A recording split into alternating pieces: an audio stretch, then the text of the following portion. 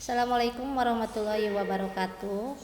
Apa kabar anak-anakku semuanya? Gimana, masih semangat mengikuti MPLS-nya? Mudah-mudahan semuanya dalam keadaan sehat walafiat ya.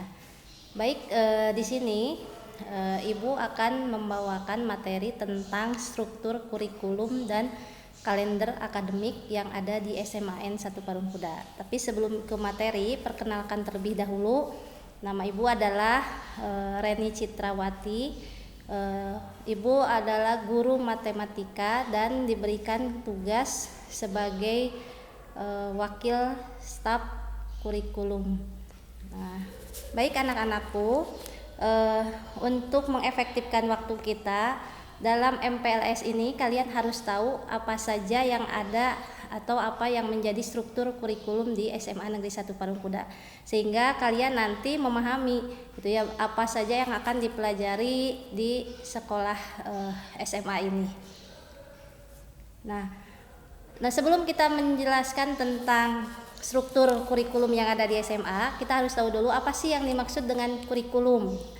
Kurikulum itu apa gitu ya? Menurut Permendikbud nomor 69 tahun 2013, kurikulum itu adalah seperangkat rencana dan pengetahuan mengenai tujuan, isi dan bahan pelajaran serta cara yang digunakan sebagai pedoman penyelenggaraan kegiatan pendidikan untuk mencapai tujuan pendidikan di sekolah. Nah, dalam kurikulum ini nanti ada yang disebut dengan struktur kurikulum. Nah, struktur kurikulum itu apa? Struktur kurikulum itu berisi tentang konten kurikulum atau mata pelajaran. Nah, dalam mata pelajaran ini nanti disusun berkaitan dengan posisi, terus distribusi mata pelajarannya dalam satu bulan, dalam semester atau dalam tahun. Terus di sana juga dibahas tentang beban belajar dari setiap mata pelajaran tersebut. Nah, struktur kurikulum inilah yang harus kalian ketahui gitu ya, agar nanti kalian lancar dalam proses kegiatan belajar mengajar yang ada di SMA ini. Nah, kita lanjut struktur kurikulum yang ada di SMA. Nah, ada dua kelompok mata pelajaran. Yang pertama ada yang disebut dengan kelompok mata pelajaran wajib. Apa itu kelompok mata pelajaran wajib? Yaitu kelompok mata pelajaran yang wajib diikuti oleh seluruh siswa, baik jurusan MIPA, jurusan IPS maupun jurusan bahasa. Selanjutnya ada yang disebut dengan kelompok mata pelajaran peminatan. Nah, kelompok mata pelajaran peminatan ini hanya ada di peminatan tertentu. Jadi mata pelajarannya hanya dipelajari oleh jurusan yang ada di SMA. Nanti kita akan coba cek pelajaran apa saja. Nah, selain dua kelompok mata pelajaran yang ini, ada juga kelompok mata pelajaran pilihan atau tambahan. Nah, nanti ada yang disebut dengan pelajaran lintas minat. Artinya yang jurusan IPA ada dua mata pelajaran mengambil dari jurusan IPS. Jurusan IPS juga mengambil mata pelajaran dari jurusan bahasa dan seterusnya. Nah, sekarang kita cek struktur atau mata pelajaran apa saja yang ada di kelompok wajib. Nah, kita lihat ini adalah kelompok mata pelajaran wajib. Apa saja mata pelajaran wajib? Ada kelompok A atau yang sifatnya umum seperti PAK, Pendidikan Agama dan Budi Pekerti, PPKN, Bahasa Indonesia, Matematika, Sejarah Indonesia dan Bahasa Inggris. Nah, masing-masing di sini ada beban mengajarnya atau alokasi jam per minggu. Nah, selanjutnya ada kelompok B. Kelompok B yang umum. Nah, kelompok B yang umum apa saja? Seperti seni budaya, pendidikan jasmani, olahraga dan kesehatan, prakarya dan kewirausahaan. Selanjutnya ada bahasa daerah gitu ya. Itu untuk kelompok mata pelajaran wajib. Jadi 10 mata pelajaran ini wajib kalian ikuti, baik yang jurusan IPA, IPS maupun bahasa. Nah, selanjutnya ada yang disebut dengan kelompok mata pelajaran peminatan. Apa saja sih kelompok mata pelajaran peminatan tersebut? Nah, sebelum kita bahas mata pelajarannya, Di sini Ibu informasikan dulu bahwa peminatan di SMA itu ada 3. Ada peminatan matematika dan ilmu pengetahuan alam atau MIPA, terus ada peminatan ilmu pengetahuan sosial atau IPS, dan peminatan bahasa dan budaya atau jurusan bahasa. Nah, untuk kelompok peminatan MIPA, pelajarannya itu apa saja? Ada matematika, biologi, fisika, kimia. Masing-masing ini 3 jam per minggu. Selanjutnya untuk yang IPS nanti di sini ada geografi, sejarah, sosiologi, dan ekonomi. Selanjutnya untuk jurusan peminatan bahasa, maka mata pelajarannya ada bahasa dan sastra Indonesia, bahasa dan sastra Inggris, bahasa dan sastra asing. Nah, untuk di sekolah kita, bahasa dan sastra asingnya itu mengambil bahasa Jepang. Nah, dan yang terakhir itu adalah mata pelajaran antropologi. Jadi untuk menentukan jurusan nanti kalian gitu ya, selain minat dan kemampuan kalian dalam hal ini bakat, kalian lihat dulu mata pelajaran di setiap jurusannya gitu ya, supaya nanti kalian tidak merasa berat. Nah, kalian sukanya di pelajaran yang mana nih peminatannya? Karena kalau kelompok wajib mah semua jurusan ada sama. Tapi kalau untuk peminatan ini matematika, fisika, kimia itu hanya ada di IPA saja. Gitu ya. Yang IPS dan yang bahasa. Nah, sekarang recheck dulu kira-kira minatnya ke jurusan yang mana. Nah, selain ada kelompok wajib dan kelompok peminatan, berikutnya ada yang disebut dengan kelompok mata pelajaran tambahan atau pilihan, atau dalam hal ini sering disebutnya sebagai lintas minat. Apa sih yang dimaksud dengan lintas minat? Lintas minat itu berarti kita melintas peminatan. Jadi kalau yang jurusan IPA, kita harus mengambil 2 mata pelajaran yang melintas jurusan. Artinya bisa mengambil dari jurusan IPS atau jurusan bahasa. Nah, di sekolah kita itu ya sudah ditetapkan. Jadi untuk jurusan MIPA, maka lintas minatnya itu mengambil bahasa dan sastra Inggris, yang keduanya bahasa dan sastra Jepang. Nah, selanjutnya di sini ada pelajaran tambahan, yaitu TIK dan BP. Ya, beban mengajarnya sudah ada, nanti kalian bisa lihat di sana. Selanjutnya untuk kelompok program IPS. Untuk IPS pun sama. Di sini kita akan mengambil 2 mata pelajaran yang lintas minat. Nah, di sini kita siapkan bahasa dan sastra Inggris, yang keduanya bahasa dan sastra Arab, itu di IPS. Untuk TIK dan BP itu sama.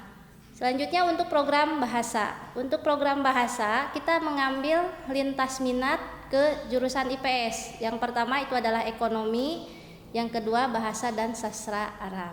Nah, setiap jurusan baik IPA, IPS maupun bahasa akan diberikan pelajaran tambahan yaitu TIK dan BP gitu ya. Jadi ini yang disebut dengan lintas minat.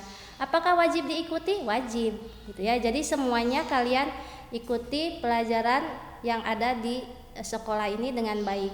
Kalau kita jumlahkan beban jamnya itu sekitar 47 jam pelajaran dalam waktu 1 minggu. Kalau kita lihat jumlah mata pelajarannya, maka ada 17 mata pelajaran di setiap jurusan atau di setiap peminatan yang harus kalian ikuti. Nah, jadi sebelum nanti menentukan mau jurusan apa gitu ya, kalian lihat dulu mata pelajaran yang ada di jurusan-jurusan tersebut. Kira-kira suka tidak? Kira-kira sanggup tidak? Kalau seandainya tidak suka, ya jangan masuk ke jurusan tersebut. Jangan memaksakan, jangan mengikuti apa kata teman, tapi ikuti kemampuan, minat, dan bakat kalian. Ya, itu berkaitan dengan struktur kurikulum atau hal-hal apa saja yang akan kalian pelajari di sekolah selama 1 tahun ke depan ini. Nah, selanjutnya selain mata pelajaran yang harus kalian pahami, di sini juga Ibu akan jelaskan berkaitan dengan kalender akademik atau kalender pendidikan. Kenapa harus dijelaskan? Karena supaya kalian tahu apa saja kegiatan-kegiatan yang akan dilaksanakan di SMA Negeri 1 Parungkuda ini. Nah, kita mulai dari bulan Juli ya, karena bulan Juli 13 Juli itu adalah awal tahun pelajaran. 1 minggu ini 13 sampai tanggal 17 ya, 13 14 ya 17 itu adalah masa pengenalan lingkungan sekolah ya, masa pengenalan lingkungan sekolah yang sekarang sedang kalian lakukan. Nanti kita akan mulai melaksanakan PBM berarti di minggu depan setelah kalian dikelompokkan sesuai dengan kelas dan jurusannya. Jadi minggu depan kalian akan dipecah lagi kelasnya sesuai dengan kelas dan jurusan yang kalian minati. Nah, selanjutnya nanti di sini akan ada beberapa program. PBM itu dari mulai tanggal 20 Juli terus gitu ya. Nanti bisa kita cek di sana ada beberapa kegiatan yang intinya aja di sini. Nanti kita akan melakukan penilaian tengah semester itu di bulan September. Nah, itu yang harus kalian pahami. Itu ya. Jadi penilaian tengah semester itu apa? Penilaian yang dilakukan oleh guru secara serentak dalam 1 pekan biasanya. Nah, perlu kalian ketahui bahwa di sekolah kita itu penilaian sudah berbasis online. Jadi menggunakan Android atau PC. Jadi nanti tolong dipersiapkan karena sekolah kita alhamdulillah sudah memiliki CBT, program aplikasi CBT sendiri gitu ya. Jadi nanti untuk alamatnya nanti akan diinformasikan berikutnya. Nah, berikutnya setelah PTS nanti juga kita akan ada kegiatan-kegiatan yang lain gitu ya. Di sini akan ada bulan November ya. Bulan November sudah terlihat di sini ada warna. Ini berkaitan dengan milad SMA gitu ya, ulang tahun SMA Negeri 1 Parungkuda. Maka 1 pekan kita akan mengadakan acara yang mudah-mudahan gitu ya pandemi COVID-19 ini segera selesai sehingga acara ini bisa kita laksanakan. Nah, di sana juga sekaligus ada acara bulan bahasa. Nah, berikutnya di bulan Desember itu ada penilaian akhir semester. Nah, penilaian akhir semester ini kita laksanakan sama, yaitu berbasis online. Jadi menggunakan Android atau komputer. Dengan aplikasi apa? Aplikasi CBT Lite yang dipunya oleh SMA Negeri 1 Parungkuda. Nah, ini untuk agenda selama 1 semester dulu gitu ya. Jadi dalam 1 semester hal terdekat yang akan kita lakukan adalah nanti pembagian kelas, berarti tanggal 18 insya Allah akan ada psikotes dulu untuk kalian secara online. Nanti kita akan ada pembagian kelas. Mudah-mudahan tanggal 20-21 itu kalian sudah punya kelas yang sesuai dengan minat, bakat, dan kemampuan kalian sehingga program belajar mengajar bisa dilaksanakan secepatnya. Nah, untuk semester 2 juga sama gitu ya. Di sana ada beberapa kegiatan yang akan dilaksanakan oleh kita gitu ya. Mudah-mudahan juga ini kita sudah bisa tatap muka gitu sehingga kegiatan ini bisa dilaksanakan di sekolah gitu. Awal semester 2 itu dimulai bulan Januari ya, Januari. Di sini awal Januari berarti sekitar tanggal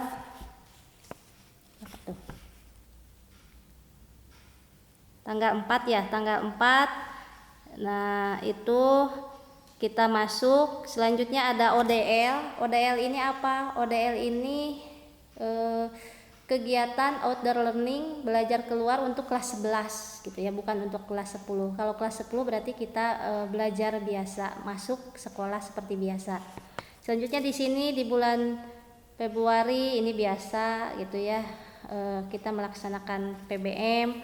Nah, di bulan Maret ini kita akan ada PTS, penilaian tengah semester. Ini yang harus kalian siapkan gitu. Selanjutnya ada ujian sekolah gitu ya, karena walaupun UN tidak jadi kemarin dibatalkan, kalau ujian sekolah sih tetap itu sesuai dengan kondisi sekolahnya. Nah, selanjutnya di situ di bulan April nanti akan ada libur awal Ramadan. Selanjutnya pada saat bulan Ramadan itu biasanya kita mengadakan kegiatan pendidikan karakter atau smart trend ya biasanya gitu. Nah, dan nanti pembelajaran di semester 2 ini akan diakhiri pada bulan Juni ya. Bulan Juni itu kita akan mengadakan PAS atau PAT, penilaian akhir tahun gitu ya. Selanjutnya pembagian rapot. Maka pembelajaran di tahun 2020-2021 ini selesai gitu ya, 1 tahun. Nah, ini kalender akademik ini yang memandu kita gitu ya. Kegiatan-kegiatan yang ada di sekolah ini kita dasarnya menggunakan kalender yang ada di sekolah. Nah, berikutnya karena pembelajaran di sekolah kita ini masih menggunakan program BDR atau belajar dari rumah gitu ya. Karena kan Sukabumi masih termasuk zona biru atau zona kuning lah ya sekarang. Jadi kita belum diizinkan untuk tatap muka. Maka jadwal pelajarannya gitu ya kita susun secara sederhana supaya kalian tidak merasa pusing belajar di rumah dan guru pun sama. Maka kita buatkan jadwal sederhana seperti yang ada di tampilan PowerPoint-nya. Nanti kalian bisa lihat, kalian bisa catat. Kan sekarang misalnya Bu belum tahu nih jurusan apa, bahasa IPA atau IPS. Gak apa-apa, tulis aja dulu gitu ya. Nah, yang tercantum di jadwal tersebut itu adalah mata pelajaran yang akan kalian ikuti nanti. Sehingga bisa dipilih-pilih dulu deh sekarang. Itu kira-kira saya mau minatnya di mana nih? Lebih seneng jurusan bahasa deh karena pelajarannya kayaknya saya suka gitu ya. Jadi jangan sampai menentukan jurusan itu salah, karena kalian itu akan sekolah 3 tahun di sini. Kalau jurusan itu nggak boleh pindah-pindah gitu ya.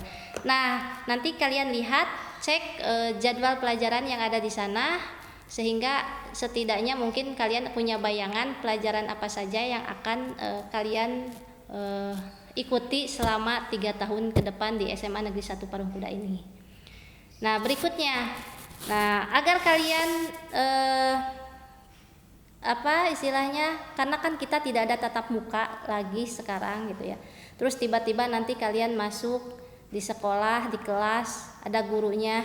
Nah, supaya tidak salah, maka di sini Ibu akan memperkenalkan dulu lah istilahnya guru-guru yang mengajar di kelas 10 itu siapa saja. Tapi di sini masih secara umum, artinya untuk semua jurusan.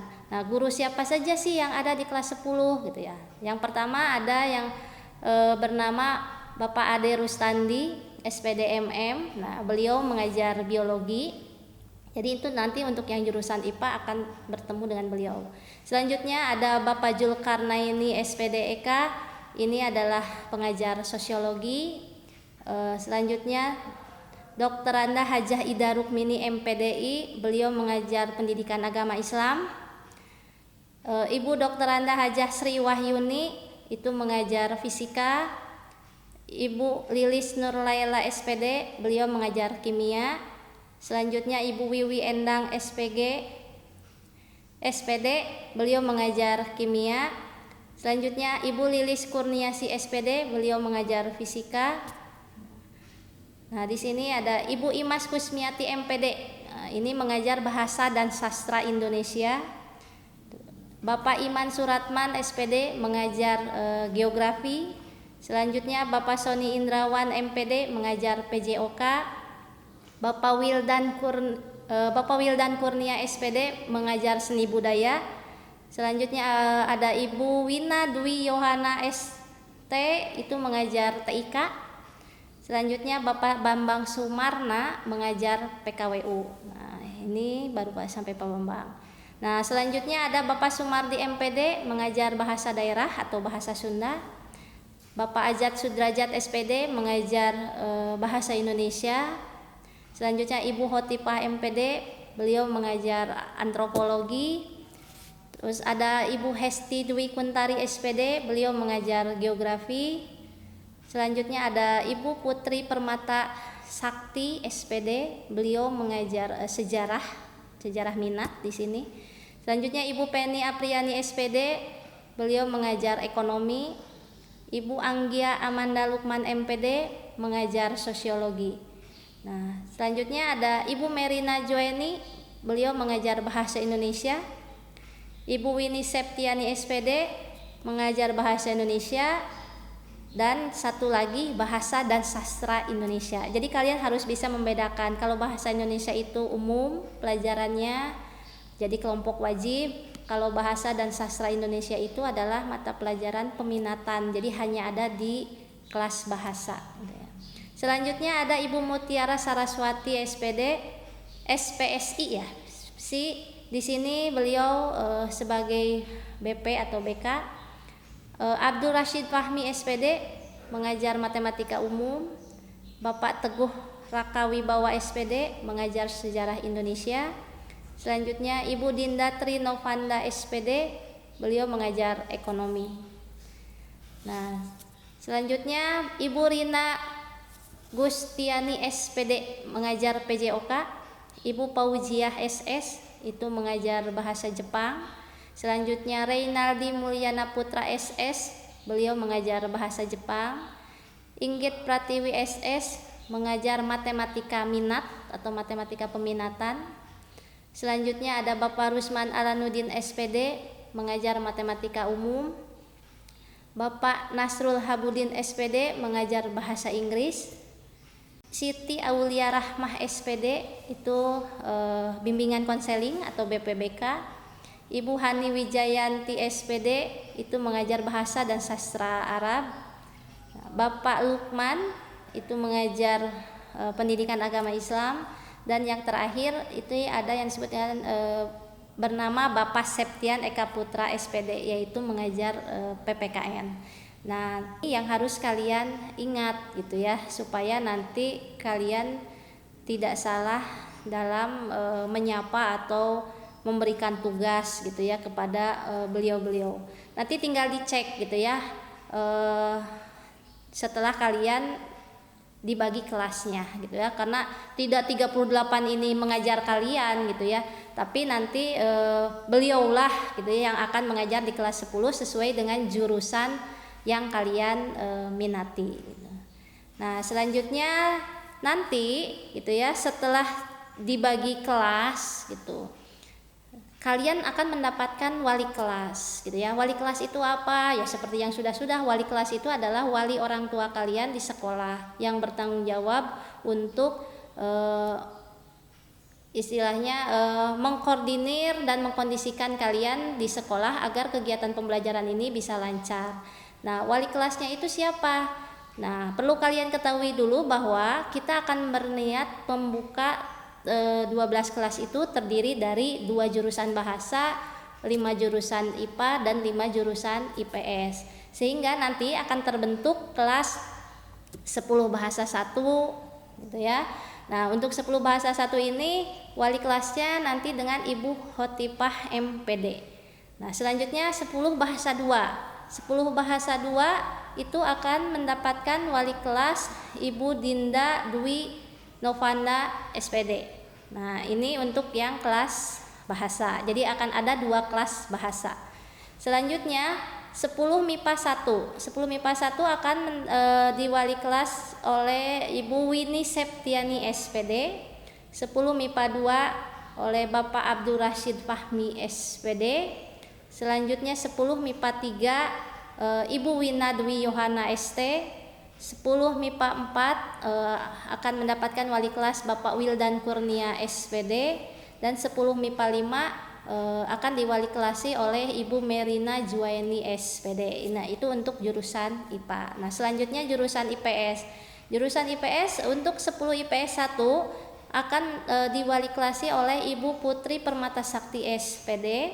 10 IPS 2 Bapak Ajat Sudarjat SPD. Selanjutnya 10 IPS 3 Ibu Hesti Dwi Kuntari SPD, 10 IPS 4 Ibu Anggia Amanda Lukman MPD, dan yang terakhir 10 IPS 5 itu adalah Ibu Penny Apriani SPD. Nah, wali kelas ini yang sekarang kalian kenal sebagai wali gugus. Nah, hanya saja wali gugus yang sekarang urutannya mungkin nanti akan ada perbedaan sedikit lah ya gitu. Ada yang berbeda, ada yang enggak. Jadi nanti setelah dibagi kelas, maka yang akan mendampingi kalian selama 1 tahun ke depan itu bukan wali gugus lagi, tapi wali kelas yang sudah tadi disebutkan. Jadi ada sekitar 12 kelas. Lalu bagaimana cara penentuan jurusannya gitu ya. Ingat, menentukan jurusan itu tidak semau-maunya gitu. Ada ketentuannya. Setiap kelas ini maksimal diisi oleh 36 siswa. Gitu ya. Jadi tidak boleh lebih dari 36 siswa. Maka nanti jika ada salah satu jurusan yang peminatnya sangat banyak gitu ya, overload lah gitu, sehingga kita kesulitan untuk menyaringnya, maka kemungkinan selain dari minat, selain dari tes psikotes, maka kemungkinan kami akan mengadakan tes lanjutan untuk menyaring kalian masuk di jurusan tersebut. Tapi kalau seandainya kelas yang dibagi itu sudah sesuai kuota dan peminat, ya cukup dengan hasil psikotes dan form yang sudah dibagikan ke kalian semua. Nah, mungkin hanya ini saja yang bisa Ibu sampaikan berkaitan dengan apa saja sih yang akan kalian pelajari di sekolah ini gitu ya. Hal-hal apa saja yang akan kalian lakukan di sekolah ini, kegiatan apa saja gitu ya yang ada di sekolah ini. Karena tadi sudah diinfokan bahwa pembelajaran kita masih bersifat online atau daring, maka tidak akan ada tatap muka gitu ya. Jadi tolong dari sekarang dipersiapkan apa istilahnya alatnya lah gitu ya, atau dalam hal ini mungkin menggunakan HP ya, karena kita akan melakukan pembelajaran secara online. Lalu aplikasi apa yang digunakan? Ya sebetulnya setiap guru akan punya aplikasi yang berbeda, tapi kita coba samakan dulu lah gitu ya supaya seragam. Maka kami di sini akan menggunakan Google Classroom. Jadi nanti kalian gitu ya, setelah selesai MPLS, HP-nya dipersiapkan, ROM-nya dibersihkan, aplikasi-aplikasi yang tidak sesuai, yang tidak dibutuhkan dalam PBM dihapus dulu gitu ya. Kita install aplikasi-aplikasi yang akan digunakan dalam proses pembelajaran.